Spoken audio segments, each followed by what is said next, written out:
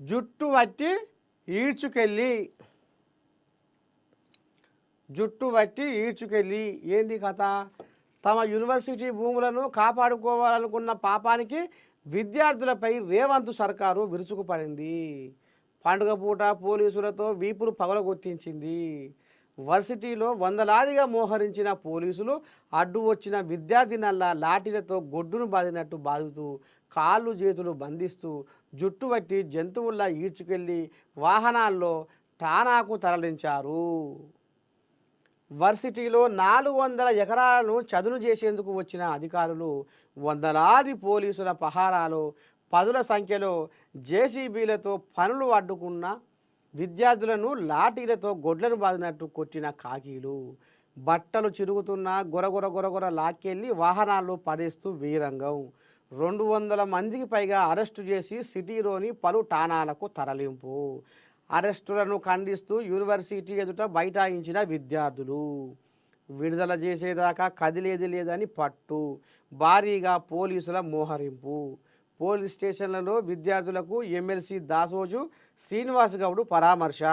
అయితే ఇప్పుడు మనం ఒక్క ముచ్చట ఇప్పుడు దీని మీద నేను ఏం మాట్లాడిగా ఇప్పుడు నేను ఏం మాట్లాడా స్వయాన రేవంతమయ్య ఏమన్నాడు? వర్సిటీలో 400 ఎకరాలను చదును చేసేందుకు వచ్చిన అధికారులు వందలాది మంది పోలీసుల పహారాలో ఈ కథ నడిపించిర్రు అని, జుట్టు పట్టి ఈడ్చుకపోయిర్రు అని, పండుగ పూట పోలీసులతోటి గిట్ట చేస్తారా అనేది ఇప్పుడు వీళ్ళు రాసుకొచ్చారు. మరి రేవంతమయ్య దీని మీద ఏమన్నాడు, ఏంది ఏం కథ అంటే ఒక్కసారి ఏమన్నాడో ఆయన నోట్లకెళ్ళి వింటే ఇది తేటతెల్లమవుతుంది.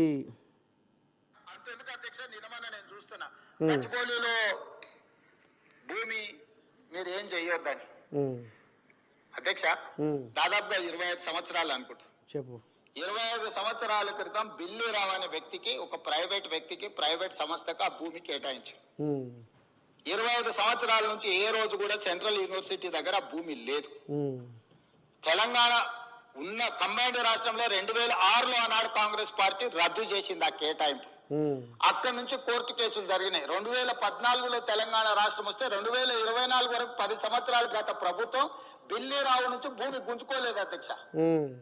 నేను వచ్చిన వెంబడే సుప్రీం కోర్టు వరకు వెళ్ళి కోట్లాడి ఒక ప్రైవేట్ కు ఐఎంజీ భారత్ అని ఒక ఫేక్ కంపెనీకి కేటాయించిందని ఆరోపణలు ఎదుర్కొంటున్న భూమిని సుప్రీం కోర్టులో కూడా కేసు గెలిచి ఆ భూమిని వెనక్కి తీసుకొని ఆ భూమిని ఈ రోజు మనం అభివృద్ధిలో భాగంగా టీజీఐఐసి కేటాయించి అక్కడ ఐటీ కంపెనీలు ఇతర పరిశ్రమలు రావడానికి అవసరమైన లేఅవుట్ చేయండి అని చెప్పి ఈ రోజు ఒక అభివృద్ధి కోసము ఒక కాంక్రీట్ ప్రపోజల్ తో ముందుకు వస్తే ఈ రోజు అక్కడ ఏదో రిజర్వ్ ఫారెస్ట్ ఉన్నట్టు, రిజర్వ్ ఫారెస్ట్ లో అత్యంత ఏమంటారు జీవరాశులు ఉన్నట్టు, జింకలు పులులు సింహాలన్నీ ఆనే ఉన్నాయి అన్నట్టు.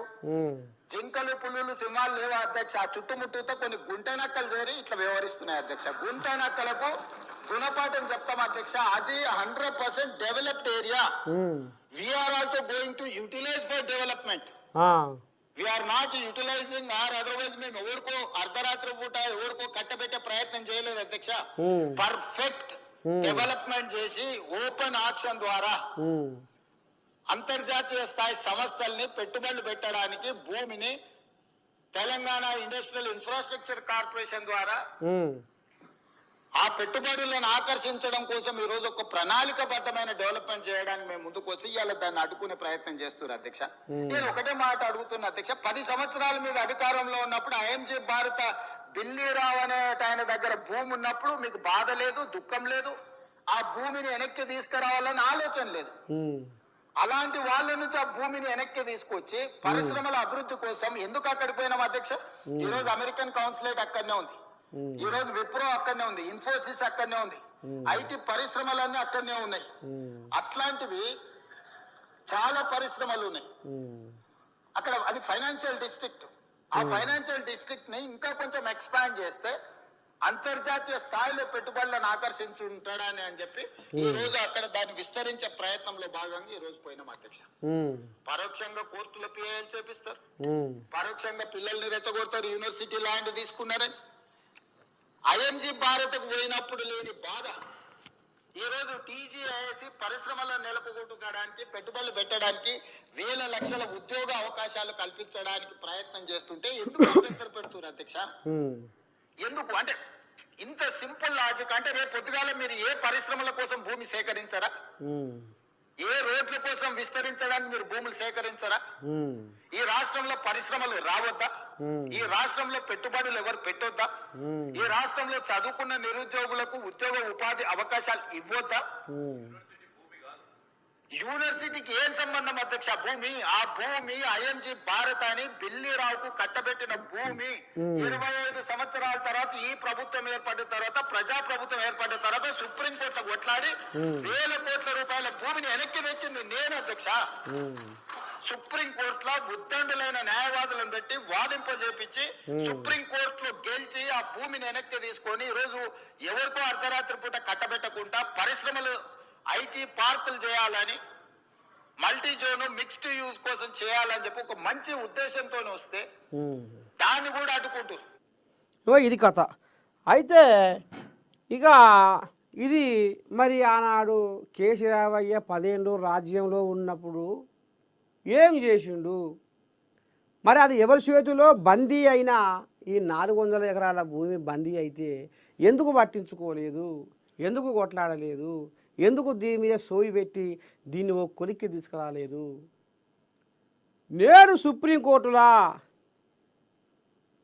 పెద్ద పెద్ద ఉద్దండులా నేను న్యాయవాదుల రంగంలో దింపి ఇక్కడ పరిశ్రమలు వస్తే మరి పోరగాళ్లకు మరి బతుకు తెరువు దొరుకుతుంది, జీవనోపాధి దొరుకుతుంది అని పరిశ్రమలతోటి కొంతమందికి మరి పొట్ట నింపే రోజులు వస్తాయని నేను దానిలాడుతుంటే ఈ పోరగాళ్ళను మళ్ళా ఊసిగొలిపి రెచ్చగొట్టి ఈ రకంగా పంచాయతీలు చేపిస్తున్నారు, అడ్డుపడ కొట్టిస్తున్నారు, ఆగమాగం జగన్నాథం చేస్తున్నారు. ఏంది ఈ సకదనం ముద్దుకుందా అనేది ఇప్పుడు రేవంతమయ్య ఈ రకంగా ఆంబయం వెళ్ళబోసుకుంటుండు. ఇక వీళ్ళేమో రెచ్చగొట్టి ఈ రకంగా పోరగాళ్ళను ఉష్కో చూ లేగా అని ఇక వీళ్ళు వాళ్ళు అంటా ఉంటే వీళ్ళు ఉరుకుతా ఊరు. అసలు కథ గీదాట. అందుకనే రేవంతమయ్య అసలు కథ